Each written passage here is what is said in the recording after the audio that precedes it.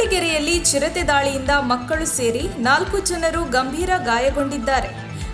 ಐಕೆ colony ಬಳಿಯ bus ನಿಲ್ದಾಣದ ಸಮೀಪ 60 ವರ್ಷದ ಶ್ರೀನಿವಾಸ್ ಮತ್ತು 47 ವರ್ಷದ ರಾಜು ಮೇಲೆ ಚಿರತೆ ದಾಳಿ ನಡೆಸಿದೆ. ಅದಲ್ಲದೆ ದನದ ಕೊಟ್ಟಿಗೆಯಲ್ಲಿ ಹಾಲು ಕರೆಯುತ್ತಿದ್ದ 13 ವರ್ಷದ ಧನುಷ್ ಹಾಗೂ 15 ವರ್ಷದ ಚೇತನ್ ಮೇಲೆ ಕೂಡ ದಾಳಿ ನಡೆಸಿದೆ. ಈ ಪರಿಸರದಲ್ಲಿ ಕಳೆದ ವಾರದಿಂದ 4-5 ಬಾರಿ ಚಿರತೆ ಕಾಣಿಸಿಕೊಂಡು ರೈತರನ್ನು ಮತ್ತು ಜನರನ್ನು ಭಯಗೊಳಿಸಿದೆ ಮತ್ತು ಚಿರತೆಯನ್ನು ಹಿಡಿಯುವಂತೆ ಅರಣ್ಯ ಇಲಾಖೆಗೆ ಸ್ಥಳೀಯ ನಿವಾಸಿಗಳು ಆಗ್ರಹಿಸಿದ್ದಾರೆ. ತಹಶೀಲ್ದಾರ್ ನಹಿದಾ ಆಸ್ಪತ್ರೆಗೆ ಭೇಟಿ ನೀಡಿ ಚಿರತೆ ದಾಳಿಯಿಂದ ಗಾಯಗೊಂಡಿದ್ದ 4 ಜನರ ಆರೋಗ್ಯವನ್ನು ವಿಚಾರಿಸಿ ಸಂಬಂಧಪಟ್ಟ ಇಲಾಖೆ ಅಧಿಕಾರಿಗಳ ಜೊತೆ ಚರ್ಚಿಸಿ ಸೂಕ್ತ ಕ್ರಮ ತೆಗೆದುಕೊಳ್ಳುವಂತೆ ಹೇಳಿದ್ದಾರೆ. ಸ್ಥಳಕ್ಕೆ ಅರಣ್ಯ ಇಲಾಖೆಯ ಸುರೇಶ್, ಆರೋಗ್ಯ ಇಲಾಖೆಯ ಮುಖ್ಯಾಧಿಕಾರಿ ಪುಷ್ಪಲತಾ ಸೇರಿ ಇತರರು ಭೇಟಿ ನೀಡಿ ಪರಿಶೀಲನೆ ನಡೆಸಿದ್ದಾರೆ. ಈ ಮಧ್ಯೆ ಮಾಜಿ ಶಾಸಕ ಪಿಆರ್ ಸುಧಾಕರ್ ಲಾಲ್ ಚಿರತೆ ದಾಳಿಗೊಳಗಾದವರನ್ನು ಭೇಟಿಯಾದಾಗ ಚಿರತೆ ದಾಳಿಗೊಳಗಾದ ಸಂದರ್ಭದಲ್ಲಿ ಮಕ್ಕಳ ಪೋಷಕರು ಆಂಬ್ಯುಲೆನ್ಸ್ಗೆ ಕರೆ ಮಾಡಿದರೂ ಬಂದಿಲ್ಲ. ಇಲ್ಲಿ ತುರ್ತು ಸಂದರ್ಭದಲ್ಲಿ ರೋಗಿಗಳಿಗೆ ತುರ್ತು ವಾಹನದ ಸೌಲಭ್ಯವಿಲ್ಲ ಎಂದು ಸಾರ್ವಜನಿಕರು ದೂರಿದ್ದಾರೆ. ಆರೋಗ್ಯ ಸಚಿವರು ತಕ್ಷಣ ತುರ್ತು ವಾಹನದ ಅವ್ಯವಸ್ಥೆಯ ಬಗ್ಗೆ ಪರಿಶೀಲನೆ ನಡೆಸಬೇಕಿದೆ. ಬಡ ಜನರ ತುರ್ತು ಸೇವೆಗಾಗಿ ಸರ್ಕಾರ ನೀಡಿರುವ ತುರ್ತು ವಾಹನದ ನಿರ್ವಹಣೆ ವಿಫಲವಾಗಿದೆ. ರಾಜ್ಯ ಸರ್ಕಾರ ಗ್ರಾಮೀಣ ಪ್ರದೇಶದ ಬಡ ಜನರ ಆರೋಗ್ಯಕ್ಕೆ ತಕ್ಷಣ ರಕ್ಷಣೆ ನೀಡಬೇಕಿದೆ.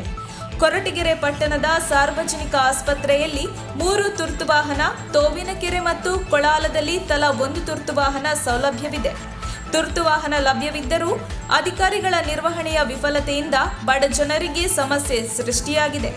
ಆರೋಗ್ಯ ಸಚಿವರು ತಕ್ಷಣ ತುರ್ತು ಸೇವೆಯ ಬಗ್ಗೆ ಮಾಹಿತಿ ಪಡೆದು ಕ್ರಮ ಕೈಗೊಳ್ಳಬೇಕಿದೆ ಎಂದು ಮಾಜಿ ಶಾಸಕ ಪಿಆರ್ ಸುಧಾಕರ್ ಲಾಲ್ ಆಗ್ರಹ ಮಾಡಿದರು.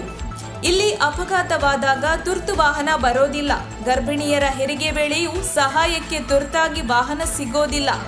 ಈಗ ಚಿರತೆ ದಾಳಿ ಆದಾಗಲೂ ತುರ್ತು ವಾಹನ ಸಿಗದೆ ಖಾಸಗಿ ವಾಹನದಲ್ಲಿ ರೈತರು ತಮ್ಮ ಮಕ್ಕಳನ್ನು ಆಸ್ಪತ್ರೆಗೆ ರವಾನಿಸಿದ್ದಾರೆ.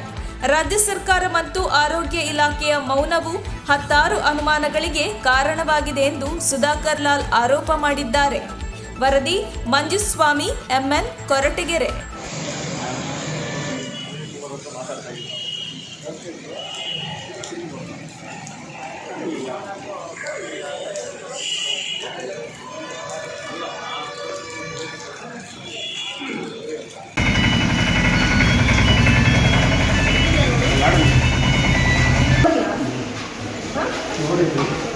ಇದಕ್ಕಿಂತ ಮುಂಚೆ ಯಾವಾಗಲೂ ನೋಡಿಲ್ಲ.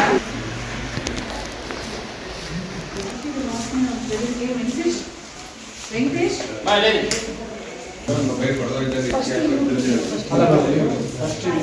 ಅಲ್ಲ ಮತ್ತು ಶ್ರೀನಿವಾಸ್ ಅಂತ ಅವ್ರು ಕಾಲೋನಿ ಸರ್ಕಲ್ ಗಣೇಶ ದೇವಸ್ಥಾನ ಇದೆ ಮೇಡಮ್.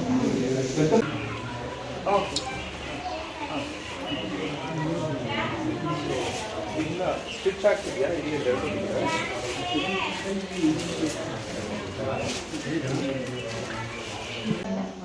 ಲೈವಾದಲ್ಲಿ ಏನಿರುತ್ತೆ ಅದು ಒಳಗಡೆ ಬಿಡಬಾರ್ದು. ಅಲ್ಲಿ ಅರೆಸ್ಟ್ ಮಾಡೋದು.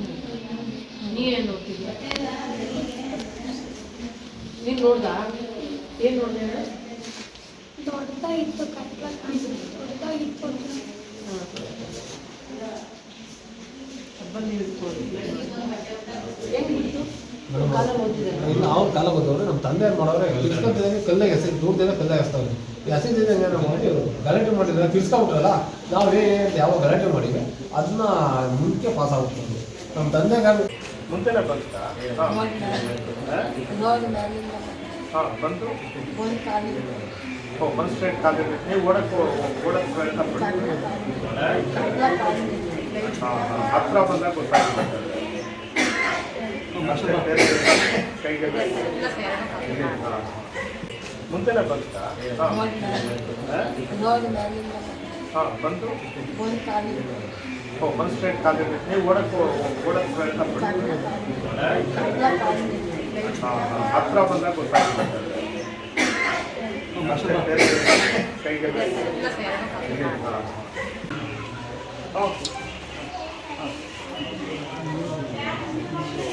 ಇಲ್ಲ, ಸ್ಟಿಚ್ ಆಗ್ತಿದೆಯಾ? ಇಲ್ಲಿ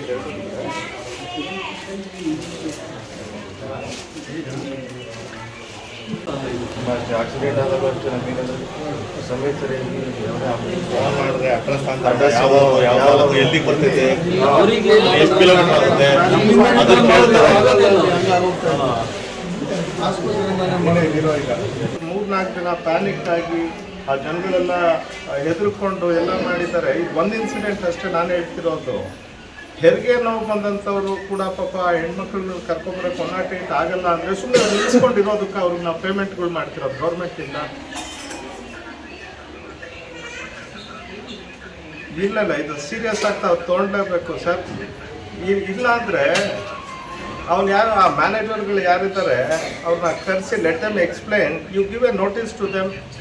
ವಾರಕ್ಕೆ ಒಂದು 15,000 ರೂಪಾಯಿ ಮಾತ್ರ ಮಾಡ್ಕೊಂಡು ಹೋಗ್ಬೇಕು ಸರ್. ಯಾವಾಗ ವಾರದ ಮುಂಚೆ ಸರ್ 15,000 ರೂಪಾಯಿ ಕೈಗೆ ಸಿಗಲಿಲ್ಲ ಸರ್. ಭಾಳ ಅನಾಹುತಗಳಿರ್ತವೆ ಸರ್. ಅಲ್ಲ ಅದನ್ನೇ ಮಾತಾಡಿದ್ದೆ. ಅಲ್ಲ ಸರ್, ಮಕ್ಕಳ ಜೀವ ಹೋದ್ಮೇಲೆ ಬಾಡಿ ನಾನು ತಗೊಂಡೋಗ್ಬೇಕಾಯ್ತ ಅಂತ ಕಷ್ಟಕ್ಕೆಲ್ಲ ಏನ್ ನನಗೆ ಆಸ್ಪತ್ರೆ ಬೇಕು, ಇದು ತಾಲೂಕ್ ಹಾಕ್ಬೇಕು, ತಾಲೂಕು ಹಾಕಿರ್ಬೇಕು. ಸರಿಯಾಗಿ ಕರೆಕ್ಟ್ ನನ್ನ ಹೆಂಡತಿ 4 ವರ್ಷ ಬಾಳಿಸ್ಬೇಕು.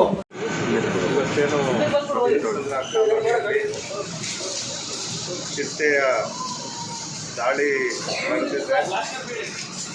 ಇಬ್ಬರು ಪುಟ್ಟ ಮಕ್ಕಳು ಮತ್ತು ವಯಸ್ಸಾದವರು ಮತ್ತು ಇನ್ನೊಬ್ಬರ ವ್ಯಕ್ತಿಯ ಮೇಲೆ ಭಾಳ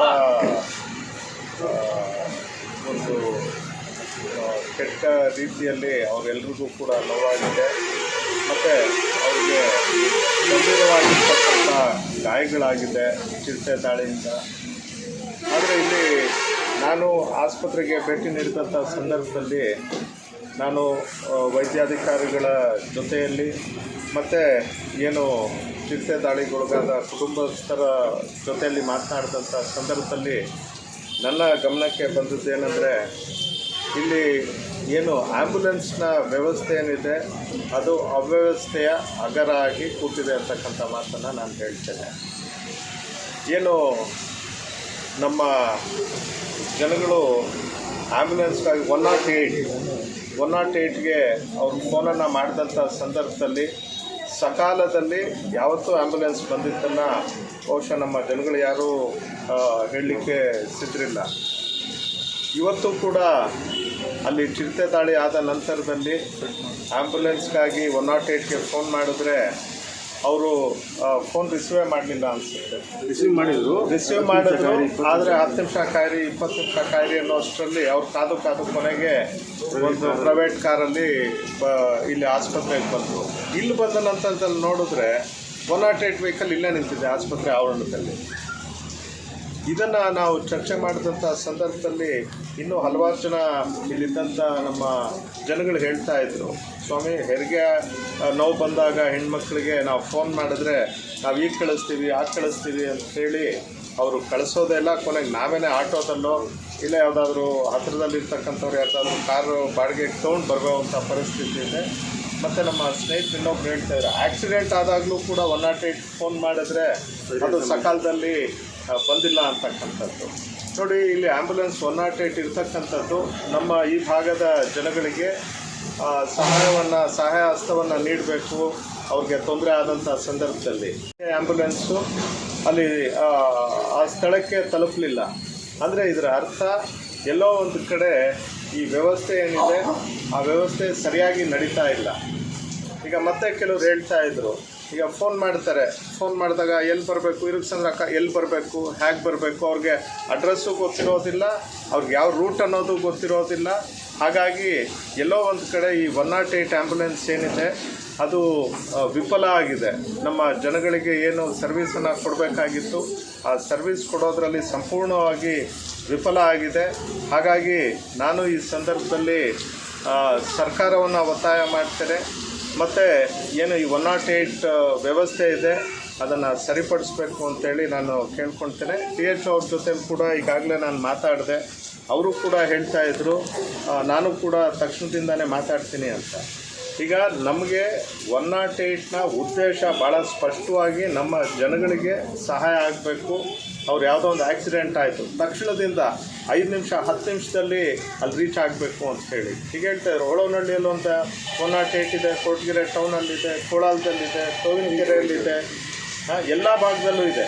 ಆದರೆ ಅದು ಜನಗಳಿಗೆ ಅವರ ಕಷ್ಟದಲ್ಲಿ ಅವ್ರಿಗೆ ಆ್ಯಂಬುಲೆನ್ಸ್ ತಲುಪ್ತಾ ಇಲ್ಲ 108. ಹಾಗಾಗಿ ನಾನು ನಮ್ಮ ಆರೋಗ್ಯ ಸಚಿವರನ್ನು ಕೂಡ ಒತ್ತಾಯ ಮಾಡ್ತೇನೆ, ದಯವಿಟ್ಟು ತಾವು ಇದ್ರ ಬಗ್ಗೆ ನಿಗಾ ವಹಿಸಬೇಕು.